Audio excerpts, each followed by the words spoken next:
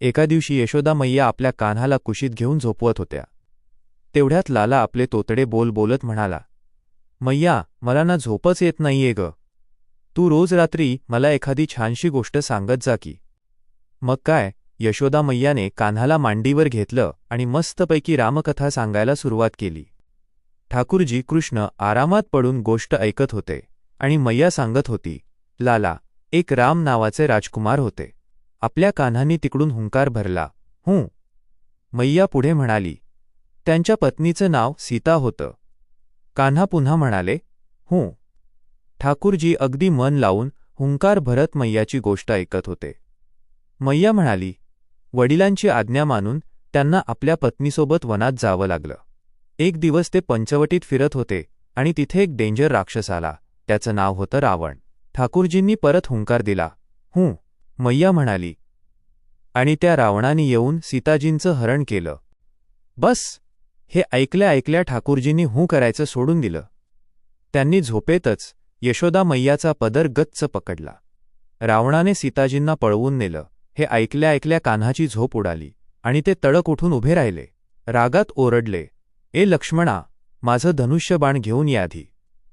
आत्ताच्या आता या रावणाला बघतोच मी. आज त्याचा इथेच गेम वाजवतो. सीताजींना हात लावण्याची त्याची हिंमतच कशी झाली. मैया, कुठे माझं धनुष्यबाण? आज त्या रावणाला मी सोडणार नाही. माझ्यासमोरून तो कसा काय घेऊन गेला? त्या दिवशी मी जरा बाहेर गेलो होतो म्हणून त्याने सीताजींना पळवलं. आज तो वाचत नाही. यशोदा मैयाने लालाला कसं तरी पकडलं आणि छातीशी घट्ट लावलं. पण ठाकूरजी सुटून पळत सुटले. आज त्या रावणाला जिवंत सोडत नाही. मैया म्हणाली, अरे लाला, शांत हो. अरे तू तर माझा गोड लाला आहेस. तेव्हा कुठे ठाकूरजींना अचानक आठवलं, अरे च्छा, मी तर कृष्ण आहे ना. अशा रीतीने ठाकूरजी कधीकधी भलतेच फॉर्मात यायचे आणि आपण कृष्ण आहोत हेच विसरून जायचे. त्या दिवसापासून यशोदा मैयाने पक्की गाठ बांधली की या कान्हाला कधीच रामलीला ऐकवायची नाही. जेव्हा जेव्हा रामाची गोष्ट सांगावी तेव्हा हा असा हवेत येतो आणि धनुष्यबाण मागायला लागतो. अशा या ठाकूरजींच्या क्यूट लीला. लहानग्या गोपाळाला यशोदा मैया खूप लाड करायची आणि प्रेमाने जवळ घ्यायची. पण आपले कान्हा पण भारी, नुसत्या खोड्या आणि चोऱ्या करायचे. पण गंमत बघा, एखाद्या गोपीच्या घरी चोरी झाली की दुसरीला टेन्शन यायचं, काय ग, माझं लोणी काय टेस्टी नव्हतं का? माझ्याकडे का नाही आला चोरी करायला? सर्व गोपींना मनातून माहीत होतं की हा कृष्ण म्हणजे साक्षात परमब्रह्म आहे. त्यामुळे कान्हाने आपल्या घरी येऊन चोरी करावी असंच त्यांना वाटायचं. ठाकूरजी पण सगळ्यांच्या घरी फिरून फिरून मस्त लोणी हाणायचे. एकदा एका गोपीने दुधात छान खडीसाखर टाकून ते आटवून मस्त गोड दही लावलं आणि ते दही अशा ठिकाणी लपवून ठेवलं की लालाला जन्मात सापडणार नाही. कुठे ठेवलं? दह्याचं मडकं खाली ठेवलं, त्यावर एक छान स्टूल ठेवलं आणि स्वतः त्यावर जाऊन बसली. तेवढ्यात आपले ठाकूरजी तिथे टपकले. येऊन म्हणाले, काय वहिनी, काय चाललंय? गोपी म्हणाली, काही नाही लाला, तू कसा काय आलास इकडे? ठाकूरजी नाक मुरडत म्हणाले, असा भारी सुगंध येतोय ना, मला वाटतंय इथे खूप लवकर मुंग्या लागणार आहेत. गोपी हसून म्हणाली, लाला, आज मी मस्त गोड दही ठेवलंय, पण एक चॅलेंज आहे.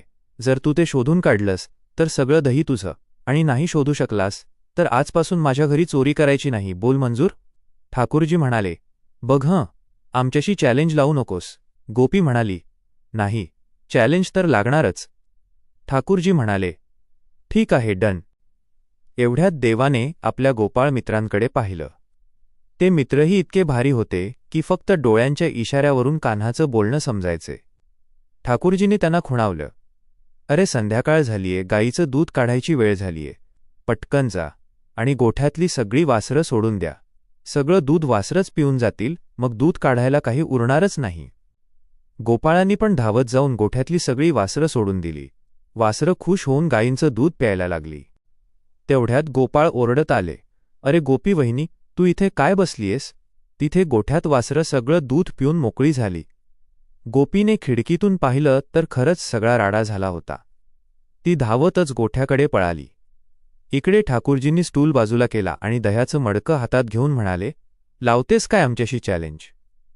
आणि मस्त दही खायला बसले. गोपीनंतर यशोदा मैयाकडे तक्रार घेऊन गेली. मैया, तुझा लाला भलताच धुमाकूळ घालतोय ग. आता तूच सांग, काय करायचं? मैयाला हसू पण येत होतं. पण ती कशीबशी म्हणाली, हो ग, मी समजावते त्याला. तेवढ्यात दुसरी गोपी म्हणाली, मैया, माझ्यासोबत जे झालं ना ते तर कोणासोबतच झालं नसेल. माझ्या मिस्टरांचा वाढदिवस होता. तुझा लाला सकाळी सकाळी घरी आला आणि म्हणाला, वहिनी, काय चाललंय? मी म्हटलं, आज सत्यनारायण पूजा आहे, शिरा बनवतीये. तर हा पठ्ठ्या तिथे उभा राहून काय म्हणतो, वहिनी, नैवेद्य मलाच दाखव. खरं सांगू तर ओरिजिनल देव मीच आहे. शिरा माझ्यासमोर ठेव, मी खातो आणि मग सगळ्यांना प्रसाद म्हणून वाटून दे. मी म्हटलं, चल निघ, सकाळी सकाळी अंघोळ न करता देव बनतोय मोठा. मैया, त्याला इतका राग आला की तो कुठून तरी कुत्र्याची 2 पिल्लं उचलून घेऊन आला. मी स्वयंपाकघरात होते तर याने देवाच्या सिंहासनावर त्या 2 कुत्र्याच्या पिल्लांना नेऊन बसवलं आणि बाहेर येऊन म्हणाला, बघून घे तुझ्या नकली देवाला. मी धावत जाऊन पाहिलं तर महाराज, तिथे पिल्लं बसली होती. माझं अख्खं पूजाघर खराब करून टाकलं त्याने. आणि एवढ्यावरच त्याचं मन भरलं नाही. तो पूजेला आलाच नाही. मी एका मुलाला विचारलं की कन्हैया का नाही आला? तर तो म्हणाला, वहिनीवर कान्हा भयंकर नाराज आहे. खऱ्या देवाचा अपमान केलाय तिने, आता तिच्या घरचं पाणी पण पिणार नाही. रात्री जेव्हा सगळं आटोपलं, माझे मिस्टर, जे 60 वर्षांचे आहेत, आणि मी झोपलो होतो, तेवढ्यात तुझा लाला कोणत्या खिडकीतून आत आला कुणास ठाऊक. आमच्या बेडवर चढून माझी वेणी आणि मिस्टरांची दाढी एकत्र बांधून पळून गेला, तीही पक्की गाठ मारून. रात्री मिस्टरांना तहान लागली. जसे ते उठले तशी त्यांची दाढी खेचली गेली आणि माझी वेणी. दोघंही ओरडायला लागलो, काय करतोय? तू काय करतीयस? दोघेही ओढाओढी करत होतो. मिस्टरांचे अर्धे केस उपटून आले. हा असा वाढदिवसाचा गिफ्ट दिलाय तुझ्या लालाने. हे ऐकून मैया पुन्हा हसायला लागली आणि म्हणाली, हो ग बाई, समजावते त्याला. पण यशोदा मैयाने मनात विचार केला की या सगळ्या गोपी जमल्यात, यांच्यासमोर लालाला एकदा चांगलंच ओरडलं पाहिजे. मैयाने मोठ्याने आवाज दिला, कन्हैया. ठाकूरजी मस्त झोपले होते. मैयाचा असा आवाज ऐकून ते घाबरून उठले. ते मनात म्हणाले, मैया कधी एवढ्या जोरात ओरडत नाही, आज काय झालं? ठाकूरजींनी आपले मोठे मोठे डोळे चोळले तर सगळं काजळ पसरून ते जगन्नाथ देवासारखे दिसायला लागले. कसेबसे खाली उतरून आले तर तिथे गोपींची नुसती जत्रा भरली होती. मैया म्हणाली, का रे लाला?